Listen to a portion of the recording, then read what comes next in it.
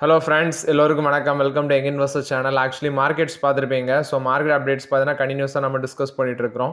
So நாளைக்கு market எப்படி இருக்கும் அப்படின்னு சொல்லி தெரியல. மேபி நெகட்டிவ் கூட ஓப்பன் ஆக சான்சஸ் இருக்குது.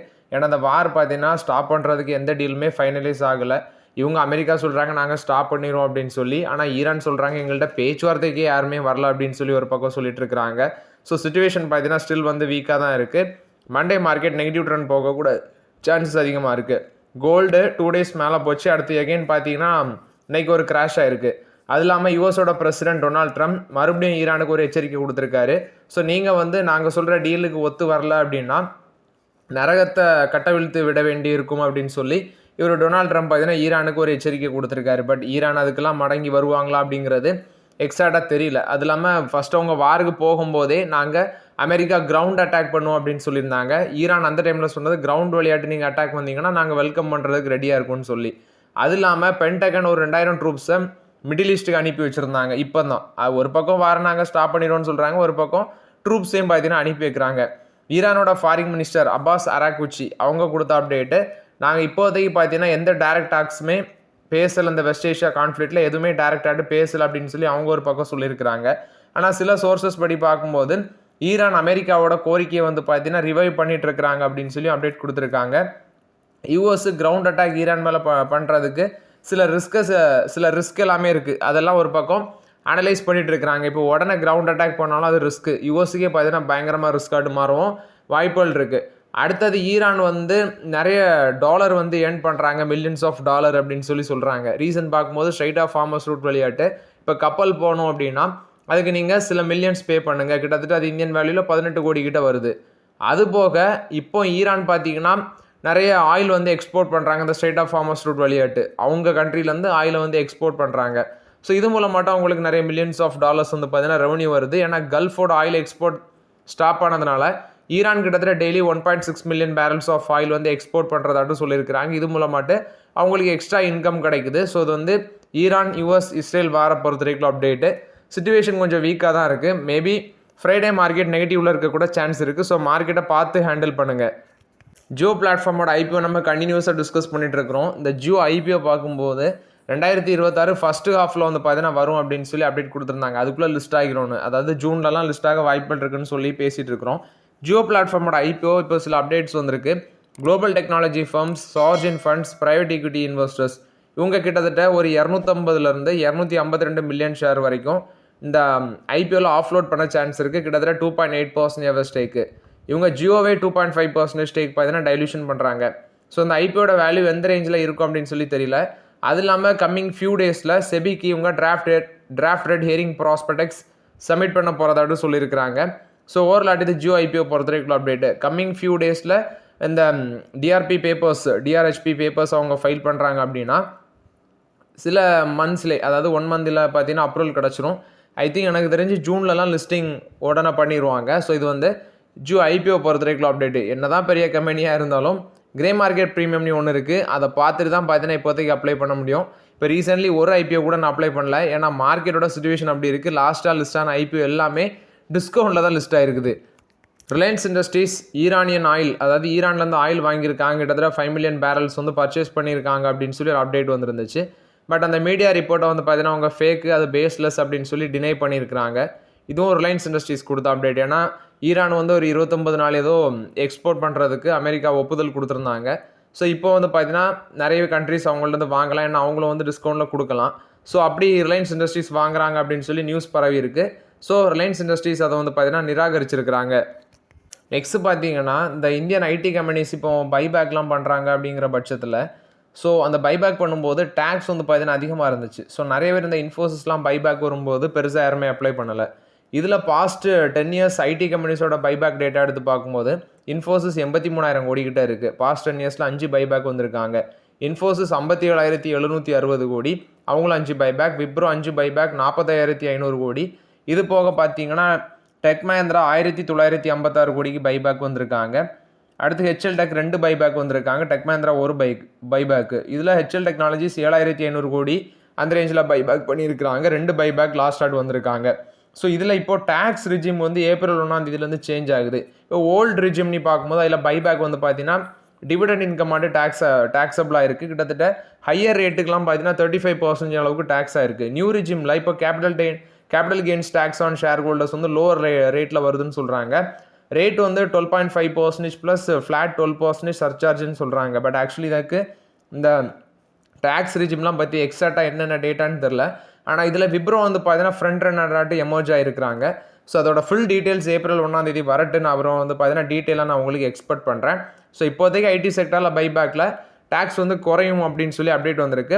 ஃபுல் டீட்டெயில்ஸ் வந்தோன்னே நான் உங்களுக்கு அப்டேட் பண்ணுறேன். ஜேஎஸ்டபிள்யூ மோட்டர்ஸ் இவங்க ஃப்ரெஞ்சு ஃபர்மாக இருக்கிற டசால்ட் சிஸ்டம்ஸ் அவங்களோட பார்த்தீங்கன்னா டிஜிட்டல் டிரைவ் சம்மந்தமாட்ட ஒரு கொலாபரேஷனில் வரதாட்ட அப்டேட் கொடுத்துருக்காங்க. டைப்பில் வராங்க.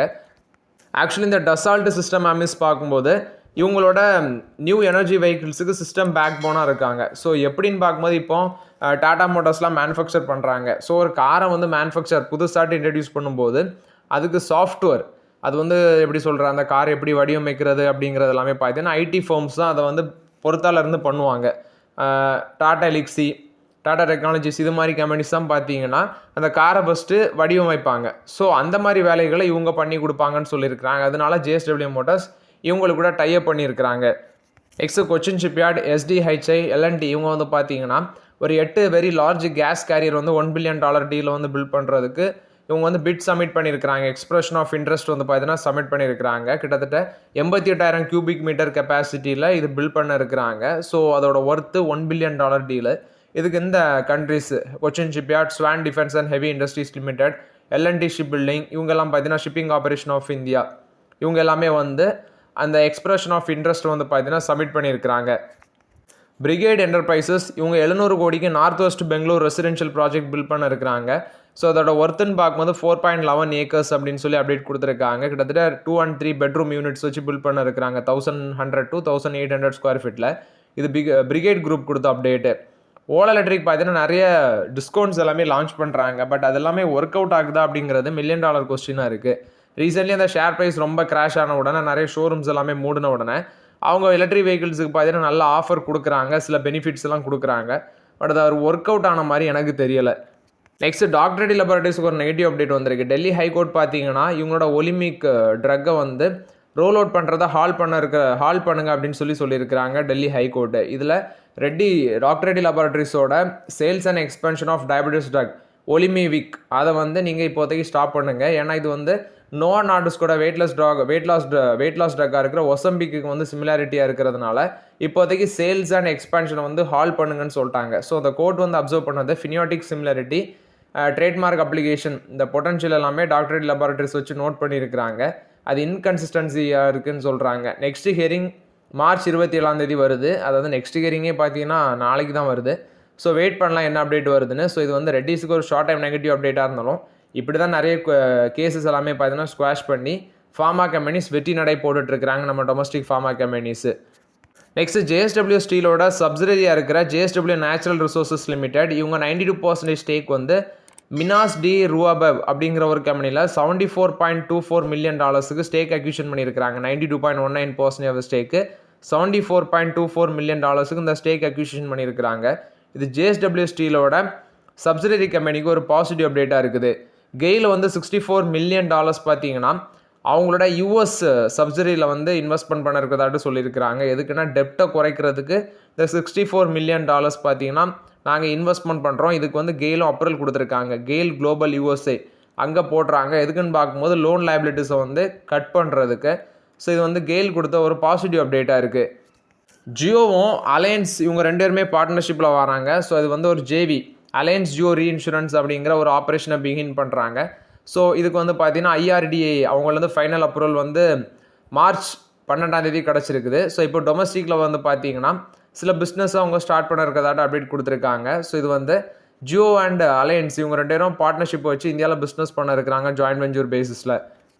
ரேல்டெல் கார்பரேஷன் ஆஃப் இந்தியா 29 கோடிக்கு மத்திய பிரதேஷ்லேருந்து இவங்களுக்கு ஒர்க் ஆர்டர் கிடச்சிருக்கு அப்படின்னு சொல்லியிருக்கிறாங்க. போபாலில் ஸ்டேட் கிரைம் ரெக்கார்ட்ஸ் பியூரோ அவங்கள்ட்டேருந்து இந்த ஒர்க் ஆர்டர் கிடச்சிருக்கு 29.48 crores. இது பார்த்தீங்கன்னா ரேல்டெல் கார்பரேஷன் ஆஃப் இந்தியா பொறுத்த வரைக்கும் update. Polyplex corporation limited 51% stake வந்து டெக்னோவா பிரிண்ட்ரைட் ப்ராடக்ட்ஸ் அதில் 62 கோடிக்கு டேக் ஓவர் பண்ணியிருக்கிறாங்க. இது வந்து பாலிப்ளெக்ஸை பொறுத்த வரைக்கும் அப்டேட்டு. என்ஹெச்பிசி 8,000 கோடி பாரோயிங் பிளானை ஃபினான்ஷியல் 27 நாங்கள் கிளியர் பண்ணோன்னு சொல்கிறாங்க. இது NHPC கொடுத்த update. After that competition commission of India இந்த ஜப்பானை சேர்ந்த MUFG பேங்கிங் அவங்க வந்து 20% ஸ்டேக் வந்து பார்த்தீங்கன்னா ஸ்ரீராம் ஃபைனான்ஸில் டேக் ஓவர் பண்ணுறாங்க 39,618 கோடிக்கு. அதுக்கு காம்படிஷன் கமிஷன் ஆஃப் இந்தியா இப்போ அப்ரூவல் கொடுத்துருக்கதாட்டு சொல்லியிருக்கிறாங்க. இந்த ஸ்ரீராம் ஃபைனான்ஸில் அந்த MUFG வந்து ஸ்டேக் டேக் ஓவர் பண்ணுறதுக்கு. இது ஸ்ரீராம் ஃபைனான்ஸை பொறுத்த வரைக்கும் ஓவரால் அப்டேட்ஸு. ஆப்பிள் வந்து அமெரிக்காவில் அவங்களோட பார்ட்னர்ஷிப் வந்து பார்த்தீங்கன்னா எக்ஸ்டெண்ட் பண்ணுறாங்க மேனுஃபேக்சரிங் பண்ணுறதுக்கு. ஏன்னா ட்ரம்ப் வந்து நீங்கள் யூஎஸில் நல்ல இன்வெஸ்ட்மெண்ட் பண்ணணும்லாம் சொல்லி மிரட்டிட்டு இருந்தார். அதில் ஒரு பாகமாட்டு தான் post limited, Cirrus Logic, TDK, quantity electronics இந்த மாதிரி கம்பெனிஸ் கூடலாம் பார்த்தீங்கன்னா டைப் வச்சு மேனுஃபேக்சரிங் அங்கே எக்ஸ்பேண்ட் பண்ண இருக்கிறாங்க. 2030 $400 மில்லியன் நாங்கள் இன்வெஸ்ட்மெண்ட் பண்ணணும்னு சொல்லியிருக்கிறாங்க. இது ஆப்பிள் கொடுத்த அப்டேட்டு. IRCTC கொடுத்த அப்டேட்டு. ஸோ இவங்களுக்கு ரயில்வே டிபார்ட்மெண்ட் பார்த்தீங்கன்னா ஃபைன் போட்டிருக்காங்க. ஏன்னா வந்தே பாரத்தில் வந்து பார்த்தீங்கன்னா ஏதோ ஃபுட் கம்ப்ளைண்ட் ஆகிருக்கு. அதனால் 10 லட்சம் பார்த்தீங்கன்னா ஃபைன் போட்டிருக்காங்க. அது மட்டும் இல்லாமல் ஒரு 50 லட்சம் பெனால்ட்டியும் வந்திருக்குது. அது வந்து இவங்களுக்கு கொடுத்த கான்ட்ராக்ட்டும் டெர்மினேட் பண்ணியிருக்கிறாங்க. அது வந்து கேட்ரிங் டிபார்ட்மெண்ட்டுக்கு 50 லட்சம் பெனால்ட்டி போல். ஸோ கான்ட்ராக்டும் டெர்மினேட் ஆகிருக்கு. நெக்ஸ்ட்டு பார்க்கும்போது பாட்னா டாட்னா நகர் அந்த வந்தே பாரத் எக்ஸ்பிரஸில் March 15, 2026 நடந்த சில இன்சிடெண்ட்டு அதை வச்சு தான் இந்த ஃபுட்டில் கம்ப்ளைண்ட் இருந்ததுக்கு ஃபைன் ப்ளஸ் அந்த கேட்ரிங் டிபார்ட்மெண்ட்டோட கான்ட்ராக்டே டெர்மினேட் ஆகிருக்கு. இது IRCTCயை பொறுத்த வரைக்கும் அப்டேட்டு. இன்ஃபோசிஸ் பார்த்தீங்கன்னா ஆப்டிமம் ஹெல்த் கேர் IT அந்த கம்பெனியில் $560 மில்லியன் ஸ்டேக் அக்யூஷன் பண்ணியிருக்கிறாங்க. $560 மில்லியன் இந்த டீல் நடக்குது. இதில் ஆப்டிமம் ஹெல்த் கேர் ITயை $465 மில்லியன் டேக் ஓவர் பண்ணுறாங்க. ஸ்ட்ராட்டஸ் குளோபல் LLC USA வந்து $95 மில்லியன் டேக் ஓவர் பண்ணுறாங்க. இது இன்ஃபோசிஸ் பார்த்தீங்கன்னா அந்த 2 கம்பெனியுமே வாங்குறாங்க. இது இன்ஃபோசிஸ் கொடுத்த update. So okay friends, actually இந்த வீடியோவில் சில இம்பார்ட்டன்ட் அப்டேட்ஸ் எல்லாமே பார்த்தோம். ஸோ அதுக்கு முன்னாடி ஒரு ஜோக்கு. ஸோ டொனால்ட் ட்ரம்ப் வந்து இன்றைக்கி ஒரு அப்டேட் கொடுத்துருந்தாரு. அதாவது ஈரானோட சுப்ரீம் லீடரை இவங்க வந்து கில் பண்ணிட்டாங்க. அதாவது இஸ்ரேலையும் அமெரிக்காவும் சேர்ந்து அடித்ததில் அவர் இறந்துட்டார். அவரோட ஃபேமிலியே டைடு. இதில் இப்போ டொனால்ட் ட்ரம்ப் இன்றைக்கி ஒரு காமெடி சொல்லியிருக்காரு.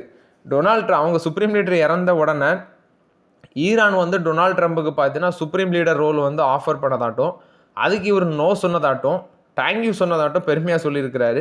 சிரிக்கவா அளவான்ட்டு நீங்களே கமெண்ட்டில் சொல்லுங்கள். ஸோ ஓகே ஃப்ரெண்ட்ஸ், ஆக்சுவலி இந்த வீடியோவில் சில இம்பார்ட்டன்ட் அப்டேட்ஸ் எல்லாமே டிஸ்கஸ் பண்ணோம். இந்த வீடியோ உங்களுக்கு பயனுள்ளதாக இருந்துச்சுன்னா லைக் பண்ணுங்கள், சப்ஸ்கிரைப் பண்ணுங்கள், கமெண்ட் பண்ணுங்கள். Okay friends, thank you.